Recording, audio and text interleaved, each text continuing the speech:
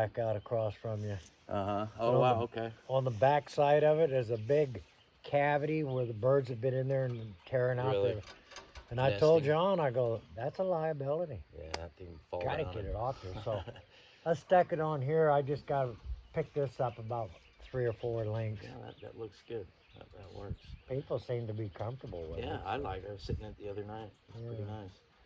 nice. So can we start with your name? Just Larry? Larry Pine. Larry Pine? How long have you lived in this area? I grew up here. You grew up here? 60s, mid 70s, and I took off. Went to Alaska, Montana, Idaho, logging. Wow, so you've been all over the northwest area. I see. So how long have you been into gold mining? Oh. See, there's 10 in our family, 8 kids. My dad used to put all of us up here by Fort Goff, Mm-hmm. have us lined up on a river with gold pans. Wow. So, a Wow. long time. So you've suction dredged in the past, I'm assuming. Yeah, and my wife and I, we have a 4-inch dredge, but I can't mention where it is. Yeah, no, We, a couple of summers ago, we got the summer off because of the virus that hit. Right. And man, we had this big pile of stuff. It was camping stuff, mining stuff, food that her and I, way up on top of a mountain, and it took a month and a half zip lining to Wow. get down to the creek. So you have to go really remote. Oh, Away very. Yeah. Nobody goes in there. It's the most rugged country around here. Wow. So we get in there and we fire it up and start dredging. But because of the volume of water that come down through, Mm-hmm. all we're getting is a little surface gold. Okay. Because the deeper we get, the less we're getting. Wow. Well, on down another half mile from where I hung everything, about 30 feet up in the air on a cable line. Keep the bears out of it. Yeah. Keep the squirrels from eating the rope. It's on cable. Wow. And we got about a half mile to go to 2 strips of bedrock. They're about this high out of the water, all the way across, 40 foot or so apart. Wow. Perfect sluice. Really. So we're hoping first 2 weeks of July of our month off, going back in there and working everything, zipping everything down the Nice. creek to that spot. Yeah, nice. So So, what changes have you seen in the last 20, 30 years as far as regulatory? I really couldn't tell you that because I was gone for about 35. Okay. I know that, well, the club wasn't here when I left. And then my wife and I was in Brookings. So we come over here and we was considering becoming members. Mm-hmm. And the only reason is because if you're on one of their claims, forestry can't run you off. Okay. They tried Right. until they found out it was a 49er claim. I And then see. they backed off. But yeah, we come down to the club, went inside, and they had a miniature 4-inch dredge sitting there on the floor. Wow. Nice little setup, pontoons and all, and they wanted $4,000. Huh. So we go back home. We're talking about it. I go, I've always wanted to get one. I've used someone else's. Yeah. So we come back over and we forked out $4,000. Hmm. Took it back over. A week later, they shut all dredging down. Really. I go, well, if I'd have known that. It's similar to me when I first bought my 4-inch dredge. Oh, it man. was like 6 months after the moratorium, and I hadn't realized or heard about it. And when I came out here, it was dredge at your own risk, basically. Pretty much. Um, They, I know there was a guy, when we was on the mining claim up Indian Creek, 10.5 mile up, this guy was about a mile above us. And you could tell when he's running because the water would murky up. mm-hmm. Then all of a sudden, it's cleared up. Then we can draw our water. Yeah. But he ran most of the summer, and they started flying some drones and Wow. discovered them, and boy, they confiscated everything. Right. They come down in full force, probably. And I had ours right below our campsite. Mm-hmm. And there was a member of the club give me heads up that they had like 5 or 6 dredges that they were going to go confiscate. Oh, wow. So I go, oh boy. So I took mine and took all of it back up into the brush, covered it Yeah. with everything, and waited till things calmed down. Almost makes you feel like a criminal when you're out there, and It does. and I mean, Because this was something that was common in this area up until then. Very common. How how different, or what difference does dredging make as opposed to just panning by hand or a sluice box? Like Panning by hand and sluice box, it takes a long time to move some material. Right. The dredging is so much quicker. You can get in the holes where normally you can't pan or run a sluice. Right. Their theory, it affects the fish. Mm-hmm. No, it doesn't. No, it doesn't. When we dredge and it stirs up, minnows are right in there feeding. Mm-hmm. We ran a 3-foot sluice box up Indian Creek, and my wife, she's classifying the stuff and then starts pouring it into there. Minnows coming up our cleats Really? and feeding. Wow. It's like, don't tell me it affects them. It seems like they like the holes and the minerals and Well, they sediment like it that gets turned up because it does produce food for them. Right. You know, and then they complain about, well, you're making a mess or you're making holes. Mother Nature, water comes out, you can't even tell you're there. Yeah. It fills it right back in. So I hear a lot of this talk about turbidity, and that the dredges introduced, or increase the turbidity of the waterways. How does a dredge compare to a major flood that happens once or twice a year? With the dredge, you can't tell unless you happen upon them and see them do it. Mm-hmm. You might hear it at a distance, but it's not that loud. Right. Mother Nature, She reclaims this river every year. oh, you better believe it. Yeah. It puts it right back the way it is. Sometimes it'll change. You know, you get a gravel bar, might be a little higher after a good flooding, but Yeah. no, the dredging, I just don't. I think what a lot of that is they don't know how to regulate to get their share of the money Okay. because they can't stand over everybody that's dredging and see just what they're pulling out. Whether you got an like a ounce or tax 10 man. ounces. Yeah, like a tax man, you know. Right. That's a really good point. And I think that's a lot of why they shut it down, because they don't want us little guys making anything. Yeah. But then you get some of them that'll go in and just thrash an area. Really. Makes it rough on the honest guys. Right. The trash, scarring up of trees. Mm-hmm. Yeah. Well, there's bad apples with every industry, There whether is. you're a rafter, fisherman, gold miner. Exactly. But I think the majority of miners, rafters, and anybody that uses these rivers and public lands are, stewards of the land. They care about these lands. Well, they complain about that, but look what we got from the Slater fire. Right. All of this from over here to up here and back was backburned. Really. There was no reason for it. They set that fire. They set the fire, the forestry did. Right. This knob back up here, we woke up and it was just barely starting to creep over. I mean, the bulk of it headed to town, shot back up Doolittle, and then took off up Indian Creek and just wiped everything out. It was just barely creeping over, and then the following morning on a Wednesday at 6 o'clock, I had my blinds open and bedroom on that end of the cabin. I could feel the heat from over here on my face. And it just raging up that hillside. Jeez. And I told Teresa, I go, this sucker's back burns. How do the fires compare to fires, from the 80s and 90s? Do you see a difference in the way that they Major burn? difference. Back then, you get a fire, they're on it. You got smoke jumpers, they launch them in there and get them put out. Mm-hmm. Now, when you get a fire, they set a perimeter several miles away and let it burn towards them, and then they'll back burn towards it. They do more damage back burning than the actual fire. What about forest management? Do you see a difference today as to the way it was in the 80s and 70s? They have an attitude now, I think, that they just don't care. Really? It's all about this. I heard when we had the Happy Camp fire, went clean back up to Scott River.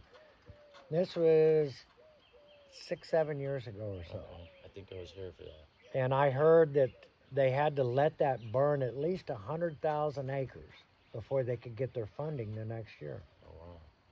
So it's based That on the is size. very wrong. Yeah. Get the fire put out. Right. I mean, we've got people here in town with the ambulance outfit. They hope for fires in the summer because they make big bucks. Wow. because It's, they're on call all the it's time. kind of scary. Almost like there's an incentive for them to burn. Exactly. Hmm. And then you hear stories where there are some that go out and light the fires so they got work. Yeah, It's terrible. that's unfortunate. That's like what we see now. We'll never see it come back. It's The going way to it take a was. good 100 years. Right. Do you, as far as like the management of the forest, though, what changes have you seen with like logging and regulations on that? Is there much logging going on here? No. The only logging now that they've had, well, they had active logging down in Hoopaw on the reservation, Okay. and they were pulling out, I think, it was set up to pull out 1 million board feet a year for like 7 years or so. And I mean, they were coming out with big 3 log loads. Wow. You just don't see that anymore. Really? And none of it burnt. Wow. But I think the tribe is looking at, we might as well get in on this and get our monies before it's gone. Right. You know, but as far as the burn, they've cut everything on both sides of the road for at least probably 150 feet on both sides so nothing could hit in the road. Okay. And that's all that they logged out. Wow. Everything else you see is just going to, well, it's going to rot now because it's too late to salvage it. Right. Wow. When we had the 2 big mills down here, the forester told me that even if those 2 were here, they could not process all this timber that burnt Even if they before wanted it starts to. rotting. Wow. That's crazy. It's a shame. It really is. You can't go in and plant because all this stuff standing is going to come crashing down and rotting and just wipe out whatever you do. Yeah. That's unfortunate. It truly is. And our watershed up Cade Creek, oh, what a Really? mess. So It just devastated that creek. But the water, it finds its way. yeah. And then after a while, it cleans out, you know, Yeah. so. Kind of more back on the gold side. What's the best you've ever done in a season, if you don't mind asking? Uh, Not really, because all my wife and I have really done is sniping. Okay. I mean, we've done a lot of that going See, way you back. didn't really get a chance to get in and dredge, like you're No, saying. They this shut you down right after you bought your dredge. right. This next spot we want to move to, I know it will produce. Yeah. There's no question to that. Wow. So we'll see what happens on it. But up until that point, I mean, we've done snipings on the creek, found surface gold, nice flakes, Yeah. set up and start going down, and we're just getting It's maybe less. 2, 3 little specks. Wow. It's like, oh, I'm You're in not that doing flood this layer. anymore. It's either bedrock or in that top flood layer, really. Well, we've followed bedrock down and Really? just nothing. Wow. But I believe it's because of that volume of the water that came through that area Wow. and just flushed everything out. And then when it starts settling back down, you end up with your surface gold. What about the local economy? What impacts do you see or have you personally felt since the mining has been basically banned? I don't think it really played that much of a role because a lot of your miners, whenever they have their guests come and meet and they go off and do something, it's people out of town. Really? I mean, there's a few of them here in town, but not that many So would you think that there's uh, locals. less tourists from out of town coming in now, or about the Uh, same? well, on the mining, it's slowed way down Really? because the club they're talking about setting up and doing tours, and then Okay. teaching people how to pan, run a sluice. That's the Yeah. only way they can make any money now because it's really slowed way down. Really? So you've seen a big drop in out of towners, out of staters who are in the mining. Everybody, yeah, because of getting harassed. Yeah. Or You know, arrested. Yeah, or Well, that arrested. happened to me. They confiscated my dredge 5 years ago down at Wingate, and like you said, they came in like a SWAT team with Oh, I'm trailers and dogs. And, They act like you're a hardened criminal yeah, and you're just trying to make a living. yeah, yeah. Or just have a good time on vacation. And a good time. I mean, what better way to spend it down in the water, Right. Yeah. playing in the water? This used to be something that would have been encouraged, especially for the youth. To stay out of trouble, learn Exactly. how to work hard. Learn some Anything morals. could be good for them, they seem to want to take it away. Yeah. I mean, there's just nothing here for the kids. Yeah. That's I unfortunate. remember early 70s, I was walking down bottom of town and seeing all these uh, fire hoses strung down the street and everything. Before I could come down and see what it was, it's like, what the heck? Once I come down by Frontier and I look, and across from it, kitty corner, was the show house on the corner, Mm-hmm. and Timber and Cafe, Timber Wow. and Bar. They were the most popular three spots here in town. Really. When those burnt down, the town wasn't the same. Really. And then when they took the mills out, it really hurt it. Mm. But now it's all fishing and rafting. Rafting is a real big, which it's pretty slow right now, believe it or not, Mhm. because generally we're just swamped with rafting, Wow. shuttling. What's your take on the rafters' opinion of the gold dredgers? I know that there's been, They don't like it. they don't like it. A lot of your rafters that come in, I find a lot of them are environmentalists. Hmm. And they see you dredging, they will turn you in a heartbeat. Yeah, that's what happened to me. Yeah, yeah. Um, You have to go where. I mean, it's hard to get yourself into an area, but you have to do it to not be discovered. Yeah, And it's a shame that you got to sneak around like that. yeah. I mean, this is supposed to be the people's land, Hmm. but the government has seized control. Yeah.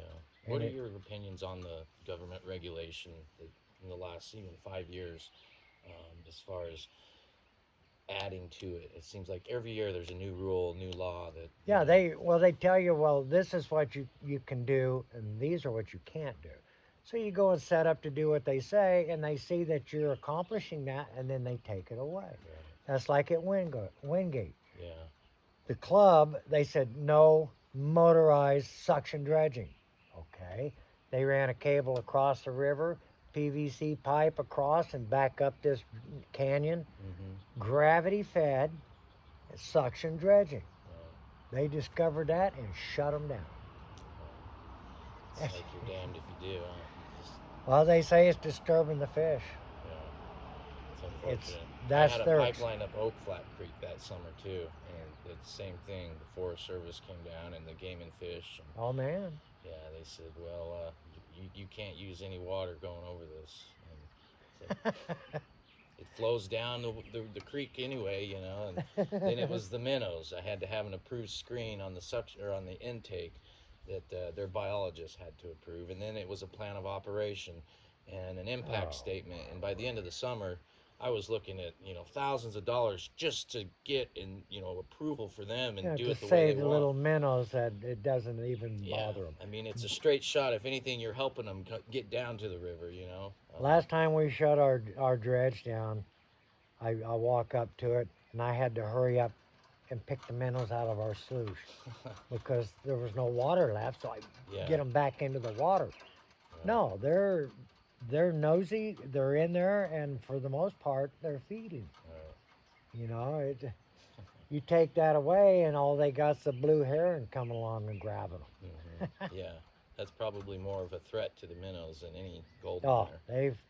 they can really wipe out some fish. Yeah. The last couple of weeks, we've sat over there and watched. We get early morning, we get a blue heron right out of here, Mm-hmm. and in 2 weeks, we've seen them yank out 15 gopher. Wow. Gophers out of the. Wow. I mean, it's not like he goes up to a mound Mm-hmm. and checks it out. He just slowly walking. I'll say, stop. Turn and go out this way, and then he's like this, and then Wow. they feel or hear him or something underground, Wow. and they're able to go down with that beak, and you watch them. And there's a couple of Swallow them 'em nice whole, and huh? fat, Wow. but That's they get them something out else. and they get them situated. And if they're still flopping, they'll put it down and pop, hit it with the beak again, and they'll pick it up and get that thing down. Swallow 'em whole. That's amazing. And then it takes off and goes right back over here on this side and goes down and gets water. Mm. Then here it comes up again. Wow. It's amazing. something else. It's really neat to watch. Um, But we've had Well, the past week we've had folks here that's had dogs, Uh-huh. and with the movement and all, they won't come back in. Oh, It's really? got to be nice and quiet. Yeah, that That's makes like from the cabin out that way, infested with gophers. really Well, blue heron won't go that way because of our the dogs. dogs. Yeah. Even though they're caged, Yeah. they won't do it. So you've been all over these hills for years. It sounds like doing a lot of Yeah. mining and logging and certain things. Um, you ever see Bigfoot? There was one time out of Orleans, downriver, where we went up to Elk Valley. Okay. Her and I got up on Boundary Trail and headed towards Harrington Mountain. And we actually went to what's called Elk Hole. Hmm. It's a beautiful pond, clear, but the bottom of it was red. And Wow. I don't know what caused that, but we weren't about to drink the water. Right. Well, we started to leave from there, and I'm following her and our little cocker spaniel. And we started to go down the trail, and I looked down into the canyon. The alders stopped, and it's plush green grass. You come out about 30, 40 feet, and then there's a big circumference of tall timber and brush. Back behind it and all around is green grass and big high bluffs behind it. Hmm. Well, I looked down like that and it was like, whoa, and I stepped back. I just seen something step into that timber. Really. I don't know what it was. It wasn't the color of a cinnamon bear, it wasn't a Hmm. deer, and the height of the brown was a little too high for it being a bear. Wow. I was going to go down and station the wife to get shots because I was going to go down and flush out what went in there. But looking at it, oh my goodness. I mean, it had been a job to get down in there, get back out, and then we had a ways to go.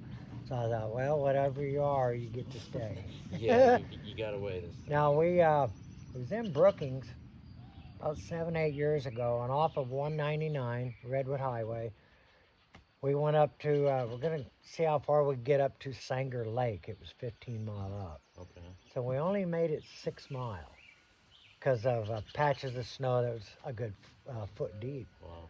So I get out, and there's her and the granddaughter, and our two dogs were pups then. Well, I go on up around a corner ahead of them, and I see these impressions, 5 of them in this patch of snow. I knew instantly Yeah. because there's no trees for snow to fall out of. Uh-huh. I walk up to it, and oh my word, oh my word. I mean, a very good impressions, toes, everything. Wow. And there was, I'd say, a good 8, 10 foot between prints. Really big strides. Big stride. Wow. So I took a stick and held it right on the heel, right out to the toe, broke it off. And I went to each one like that, identical. Really. Got home 28 inches. Holy smokes. Huge. Man, that thing was huge. That's But my wife was a bit skeptic until she seen those prints. really.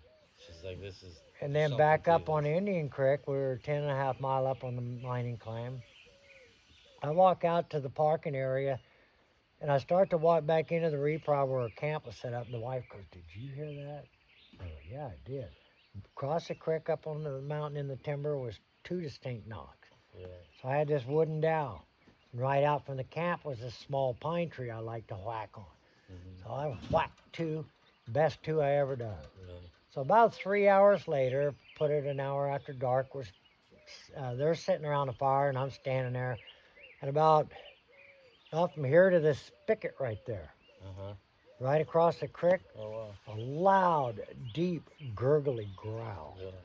My whole body is just like I had hair standing up where I didn't have hair. Right. I, That was a spooky situation. oh sounds my like. word. And our dogs, they curled at our feet and shook for 2 hours. Really. But a few minutes after that, I took my flashlight and shined over, and I didn't get no eyes. Really. So it was 1/8 of a mile up to the highway. For some reason, I wanted to walk up there. So Yeah. I'm calling my 2 boys.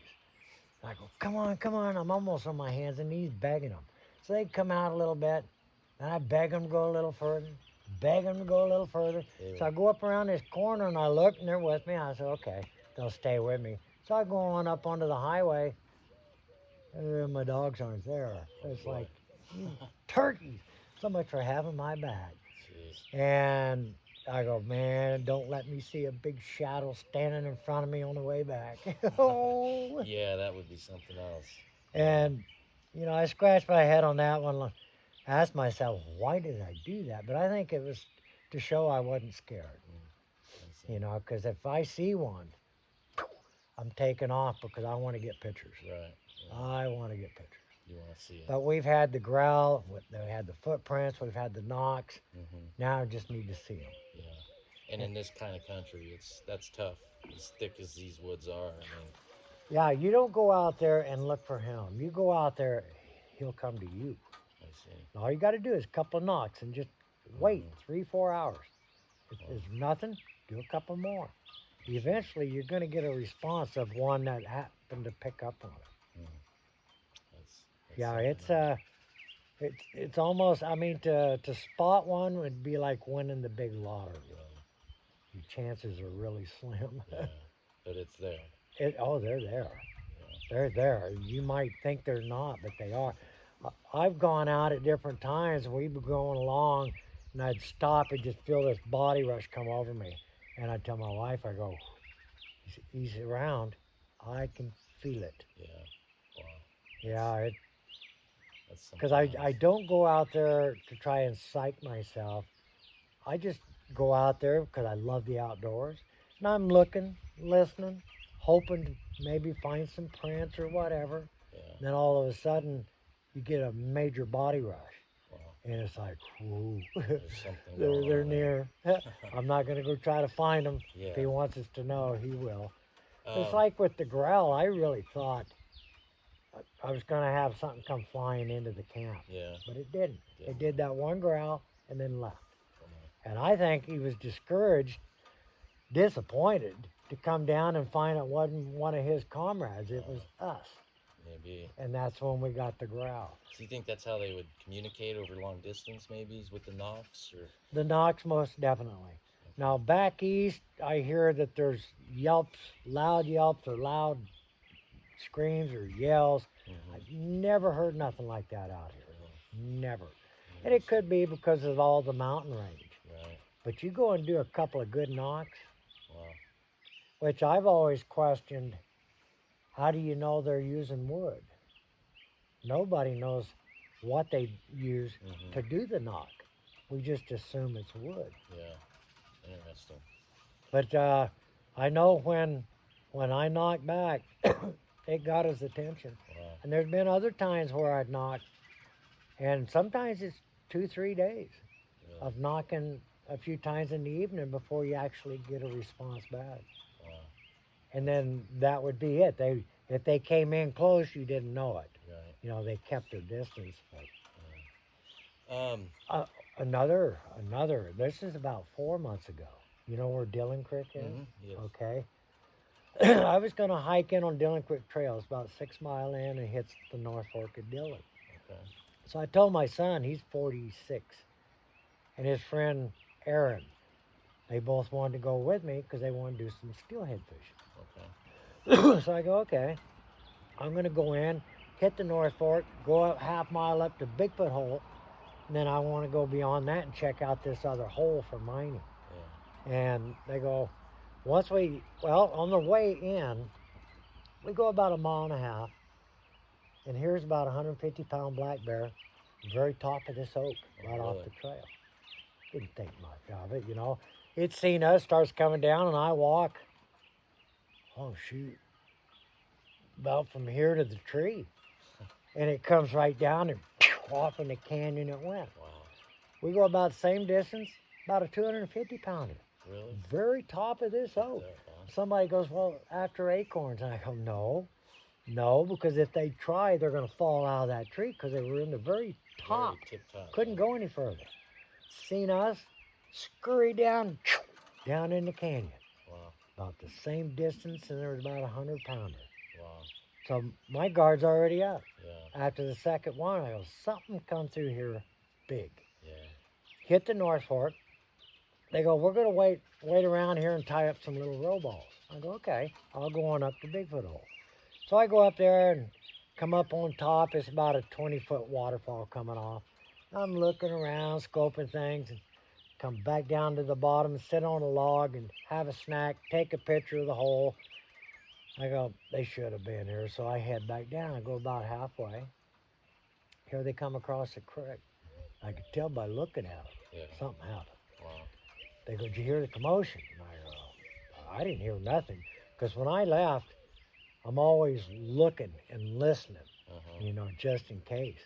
And I didn't feel anything. But when they went to start out, back up behind them was this hump with brush. 6 to 7 basketball-sized rocks. Just started slamming that creek. They were running for their lives. My son dove under this big log that was jammed into the creek. That's something else. Oh, yeah. And I go, well, let's go on up to the hole. And they go, nah, we're going to hike back out. They didn't even get their line wet. Wow. So when we came down to where that had happened, the bottom of the creek was all brown with algae at that time, which it's hard to believe way back up in there that the water's warming up. Warm, yeah. And I'm looking at the bottom and I see these rocks that don't got algae on them. Oh, so they're new. And the log, right by the log, was another one that was thrown. Just missed my boy. Oh, shoot. He was scared the hell out of me, Dad. Yeah. He thought for sure he was going to get one upside the head. Jeez. And I think what it was is this other kid, when he went in, he took his rifle because he had a tag for a deer. And I think they felt threatened. Well, maybe. My wife and I, we go back off into there. We never take a firearm. Really? Never take a gun. Okay. There's no reason. Nothing to fear but fear itself. Yeah, that's true. I mean, you might have your hair stand up a few times, but... A little bit more back to the documentary. We'll wrap it up. I think you've got a lot of good information, and I appreciate that. What are your personal feelings on what's going on in the country today with these Democratic... It needs a major overhaul. Yeah. Everybody in that White House, they need to get rid of them and start over and regulate things a lot better. It started out as volunteer. You weren't supposed to be getting paid. Now it's such a big money-making thing, and the retirement. Yeah. They don't do their job. It is definitely a swamp, and you can tell. Yeah. You can tell because of all the ugliness that has came out when they got exposed. Yeah, it is. But bad. I just hope it's not too late to turn things around. Yeah. Because it don't look good. No, it doesn't. And then with all these shootings, the one in Texas recent, and they're blaming the guns. It's the people that have the guns. Yeah. You got to monitor. If you got a situation, somebody's got a nasty attitude or shows signs of it, you better be on it. Yeah. You better be on it. Because they want to do these background checks and this and that. What they want to do is take the guns away from the honest people and let the crooks have the guns. That's what it seems. Because what was good now is bad. And what was always bad to us now is the end thing. Isn't that so weird? Oh. I mean... Well, when they took God out of this country, you can see hell broke loose. Yeah. The devil stepped in, and you can see the carnage. If they bring God back, you're going to see things start flourishing again. Because it puts you in a better mindset. It's down here. My wife and I, we hope that we can influence and make a difference, but oh my goodness, these back hill folks down here, they don't want to change for nothing. Really? And they'll take the handout. Yeah. You get somebody that's willing to hand out to them, oh yeah, we'll vote for you. Yeah. Whether you're good or bad. As long as they get what they want. And that's sad. It is. It's real sad. Well, Larry, thank you very much. I think you hit on some great points. Exactly what we're looking for. So. Well, I hope I could shed some light on something. The whole point is to I don't think educate. I could outdo Dickie. Yeah, he